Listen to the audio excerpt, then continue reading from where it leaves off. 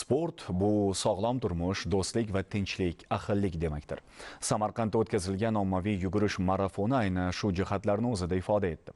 Unda sportga va sog'lom turmush tarziga befarq bo'lmagan 5000 nafardan ortiq sportsevarlar qatnashib, jismonan chiniqishni istagan yurtdoshlarimiz yana bir bor iroda va jasoratlarni namoyish qilishdi. Samarqanddagi Ipak yo'li xalqaro turizm markazida o'tkazilgan mazkur ommaviy yugurish marafoni atrof muhitni asrash va yashil iqtisodiyot yili doirasida talaba yugur, o'quvchi yugur shiorlari ostida sog'lom turmush tarzini keng targ'ib etish, xalqaro xayriya va ekologik barqarorlikni mustahkamlash maqsadida tashkil etildi.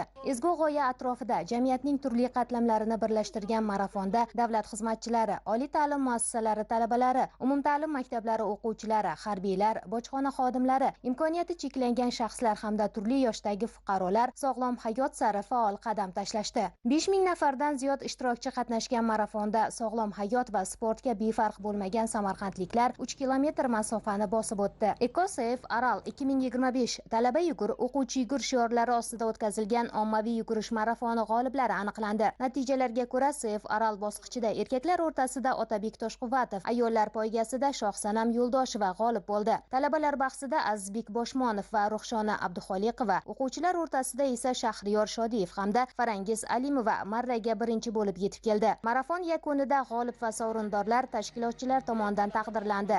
Men mana shu sport turi bilan 3 yil davomida shug'ullanib kelaman. Hozirgi marafonda 3 kilometr marafonda birinchi o'rinni oldim.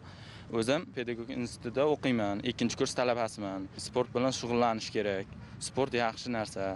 Yaxshilikka olib boradi, sog'lom qiladi odamni, yaxshi yo'lga yetaklaydi. Shubhasiz ushbu marafonni sport, tinchlik, do'stlik, go'zallik va nafosat yoshlik elchisi sifatida aholi o'rtasida sog'lom turmush tarzini rivojlanishiga munosib hissa qo'shuvchi muhim tadbir sifatida e'tirof etish mumkin.